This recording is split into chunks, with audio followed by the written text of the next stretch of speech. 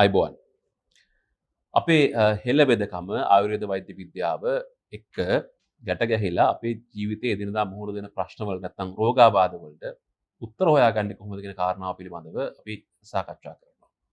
අදත් අපි අපේ වැඩසටහනට සම්බන්ධ කරගත්තා ආයුර්වේද වෛද්‍ය විද්‍යාව පිළිබඳ මහාචාර්ය සජීව හැරපද්දනි මහත්මිය. ආයිබෝන් කියලා පුතුව පිළිගන්න. අයිබෝන්. අද කතා කරන්න ඕන මට හිතුණා ගොඩක් දෙනෙක් ආස වෙයි කියලා හිතනවා. ටික මහත් වෙනවා ඇඟ අඩු කරගන්න ඕන කෙට්ටු වෙන්න ඕන මේකට ගොඩක් අය ගොඩක් ප්‍රතිකර්ම හොයාගෙන යනවා විශේෂයෙන්ම ඉන්ජෙක්ෂන් ගහන්න හදනවා සැත්කම් කරන්න හදනවා කොහොම හරි ඇඟ ස්ලිම් කරගන්න කෙට්ටු කරගන්න හැඩ කරගන්න.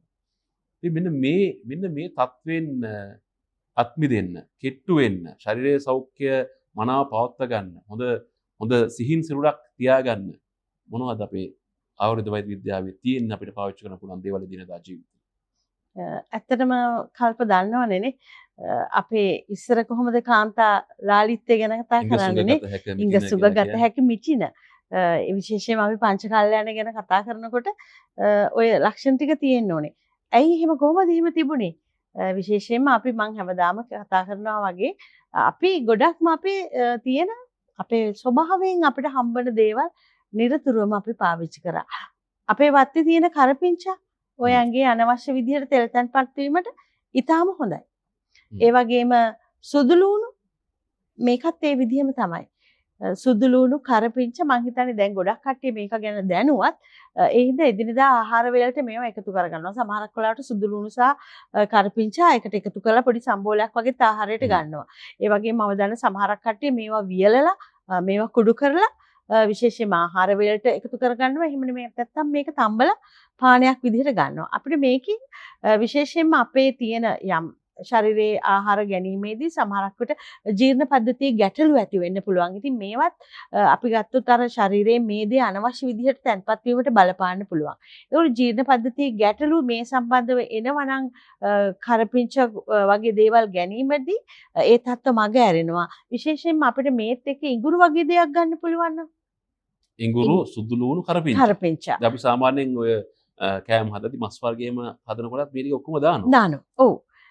ඇත්තටම ඒකෙදී දැන් අපි බලන්නකෝ අපේ පැරණන්ගේ තියෙන මේ දැනුම අපි සමහර ආහාර වර්ග වලට ඉඟුරු ඇතුල් කරන්නේ නැහැනේ එකතු කරන්නේ නැහැනේ. නමුත් අපි මස් වගේ දෙයක් මේ හදනකොට අනිවාර්යයෙන්ම ඉඟුරු එකතු කරනවා. ඇයි ඒක ජීර්ණ පද්ධතියේ ක්‍රියාත්මක වෙලා ආහාර හොඳින් ජීර්ණය වෙන්න ඕනේ. මේ ආහාර ජීර්ණ පද්ධතිය හරියට වැඩ කරේ නැති වුනහම තමයි ඔය අනවශ්‍ය තෙල් තැන්පත් වීම ආදී දේවල් සිද්ධ වෙන්නේ. ඉතින් අපිට පුළුවන් නම් මේ තුනම එකට පාවිච්චි කරන්න. අපි තේ එකක් බොනකොට අපි ඔකට ඉඟුරු ටිකක් දානවා. ඉතින් අපි කවදාවත් හිතුවද මේ කරපිංච ටිකක් වේලලා එහෙම නැත්නම් සුදුලුණු ටිකක් වේලලා හරි ඒ ආකාරයෙන් හරි ඉඟුරු ටිකකුත් එක්ක පොඩ්ඩක් පානය කරලා බලන්න. දැන් හැබැයි අර ඉන්දියාවේ චායි ටී හරි මොනවා හරි එහෙම තියෙනවා මම දැකලා තියෙනවා මේ ඒගොල්ලෝ හදනවා මේ කුළු බඩු එකතු කරලා තේ එකක් බොහොම රසවත්. ඇත්තටම ඒ රටවල තියෙනවා සමහර වෙලාවට අපේ රටේ අපිට අහිමි වෙලා තිබුණාට මේවා කල්ප අපිට අහිමි වෙලා නෙවෙයි අපි අහිමි කරගෙන අපි මේව ගැන දැනුවත්භාවය දැන් පරම්පරාවට එනකොට ක්‍රමයෙන් නැති වෙලා තියෙනවා.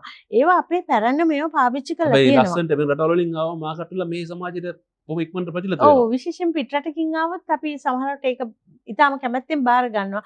නමුත් මේවා අපේ රටේ අපිට තිබ්බු දේවල්. ඉතින් අපි ආහාර වලට කොයිතරම් ප්‍රමාණයක් ඔය එකතු කරගන්නවද? නමුත් අද බොහෝ දෙනෙක් සුදුලුණු කරපිංච වගේ දේවල් එකතු කිරීම ගැන එච්චර සැලකිලිමත් වෙන්නේ නැහැ. විශේෂයෙන්ම ඊටාම ක්ෂණික ආහාර සඳහා තමයි යොමු වීම සිද්ධ වෙන්නේ. ඒක නිසා තමයි අනවශ්‍ය තෙල් තැන්පත් කරපිංච අපි කියන්නේ කරපිංච අපි අර කරපිංච නැට්ට වගේ විසි කරලා දානවා කියලා කියන්නේ කරපිංච අපි කන්නේ නැද්ද? විසි කරනවාද? කරපිංච කොළ ටික අපි සාමාන්‍යයෙන් හොද්දක තිබ්බොත් එහෙම ඒක විසි කරලා දානවා නැත්නම් අපි කරපිංච කොළ කන්න ඕනද? මොකද කරන්නේ? මම නම් කියන්නේ ඇත්තටම කල්ප මේකෙදි විවිධාකාර මතයන් කියනවා කරපිංච අපි හොද්දට දැම්මට පස්සේ අයින් කරන්න ඕනේ කියලා. නමුත් මම නම් ඒක කියන්නේ කරපිංච ඒවත් ආහාරයටම ගන්න කියලා. සමහර කෙනා කරපිංචට විසුරා ගන්නවා. ඔව් ඒ කතාව. නමුත් මේක අපි කොයිම තැනකදීවත් ගොඩක් අය කිව්වට කොතනකදීවත් අපි යම්කිසි පරිශ්‍රණයකින් ඔප්පු කරලා නැහැ. ඒ ආහාරයේ තිබ්බ විෂ ටික ඒ කරපිංච කොළ වලට ගියා කියලා. එතනම ඒ අපිට අපි ආහාරات එක්ක අපි කරපිංච දැන් අඹරලා ගන්නවනේ. කෑමට ගන්නවනේ. ඉතින් ඒ වගේ අර ආහාරයට දාන කරපිංච එකතු කරගන්න පුළුවන් අපේ කෑමට. ඒක කෑමට දැම්මත් ඒකේ යම් ගුණේ ආහාරයට හම්බ වෙනවා. වගේම අපි සුදුලුණු සමහර කට්ටිය මම දන්නවා සුදුලුණු අයින් කරනවා කන්න නැතුව. නමුත් අපේ ශරීරයේ මේ දේ අපිට හරියට නියමාකාරයෙන් ක්‍රියාත්මක වෙලා අනවශ්‍ය විදිහට තැන්පත් වීම වළක්වන්න ඉඟුරු කරපිංචා සුදුලුණු මේවා අපි නිරතුරුවම අපේ ඇඟට එකතු කරගන්න ඕනේ.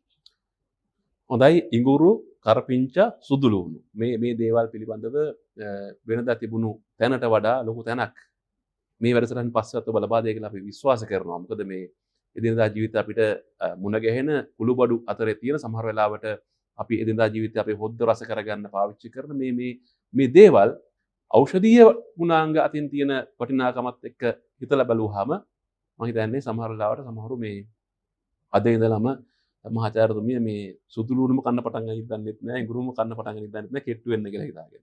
කොහොම හරි මේ දේවල් අපි ඔබට ඉදිරිපත් කරන්නේ ඔබේ ජීවිතය සෞඛ්‍ය සම්පන්න කරන්න අපේ දේශීය වෛද්‍ය විද්‍යාව නැත්නම් ආයුර්වේද වෛද්‍ය විද්‍යාවේ තිබෙන දැනුම අපිට පාවිච්චි කරන්න පුළුවන් කියලා අපිට හිතෙන හින්දා ඉතින් මෙන්න මේ කිව්ව ආහාර සංඝටක ඔබේ ජීවිතයට එකතු කරගන්න ඔබේ කෑම වට්ටෝරුවට කෑම වේලට එකතු කරගන්න කියලා අපි ආරාධනා කරනවා. බොහොම ස්තුතියි මෙතන සම්බන්ධ වුණාට. වඩාත් බොහොම ස්තුතියි අපිත් එක්ක වැඩසටහන ආරම්භ සම්බන්ධ වුණාට.